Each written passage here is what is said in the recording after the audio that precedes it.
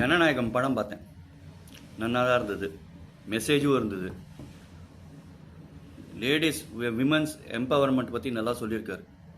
கோழையாக இருக்கக்கூடாது, தானே பார்த்துக்கணும், நல்லபடியாக பண்ணணும் அப்படின்னு சொல்லிட்டு. எனக்கு புரியல இதில் கொடுக்கறதுக்கு என்ன இருக்குது அப்படின்னு. இத்தனை வருஷமாக வர நிறைய படங்கள் எல்லாம் அடிதடி வெட்டு குத்து இப்படி தான் இருக்குது.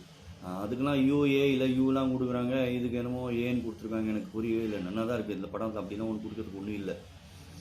அது ஒரு சில டைலாக்ஸ் பேசியிருந்தாங்கன்னா அதுவும் பீப் பண்ணி அதை சென்சார் பண்ணிட்டாங்க. ஸோ அதுலேயும் ஒன்றும் பெருசாக ஒன்றும் இல்லை. எனக்கு அப்படியே சாதாரணமாக விட்டுடலாம். நல்ல படம் தான்.